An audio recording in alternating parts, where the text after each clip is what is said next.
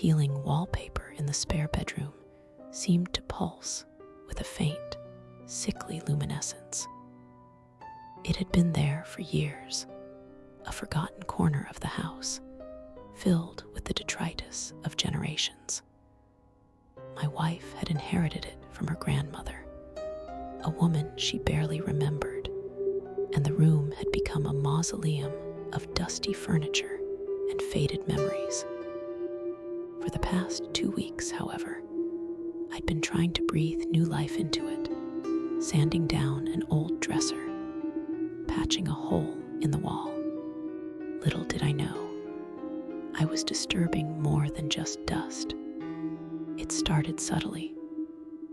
A faint scent of ozone, like static electricity after a lightning strike, would occasionally drift from the room. Then came the sounds, barely perceptible at first, like distant music played backward. My wife dismissed it as the house settling, the old pipes groaning. But I knew settling sounds, and this was different. It had an unsettling rhythm, a low thrum that vibrated in the bones. Then came the dreams, vivid, disturbing visions that left me gasping in the dark. I saw children's toys scattered on a floor, their bright colors dulled by an unnatural shadow. I heard whispers, too many to decipher, like a swarm of angry insects. And always, the scent of ozone, stronger, suffocating.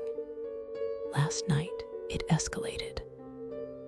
I was down in the basement, searching for a specific tool, when the lights flickered violently.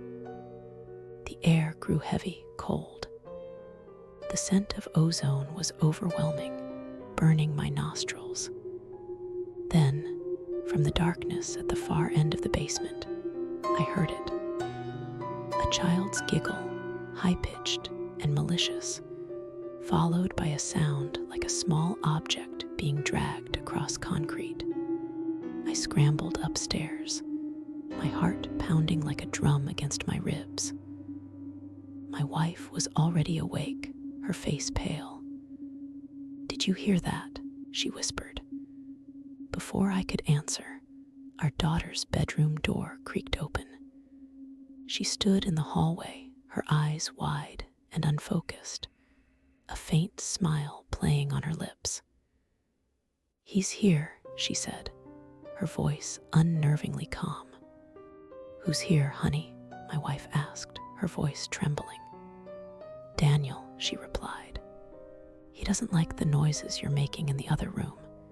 He says it's disturbing his rest."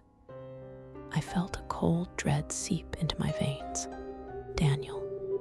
He was the imaginary friend she'd conjured a few weeks ago, a boy who only appeared at night.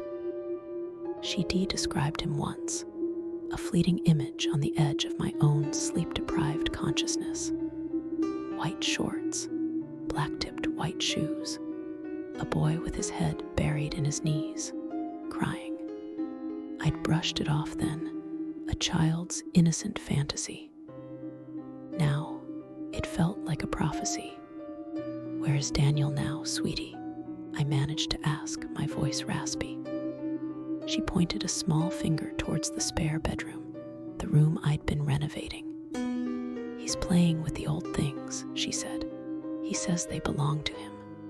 The air in the hallway grew colder.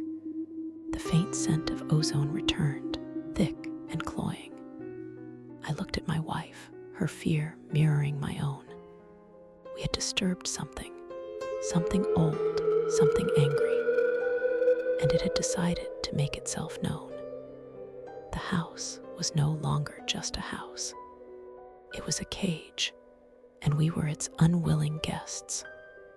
The remodeling was over. The haunting had just begun.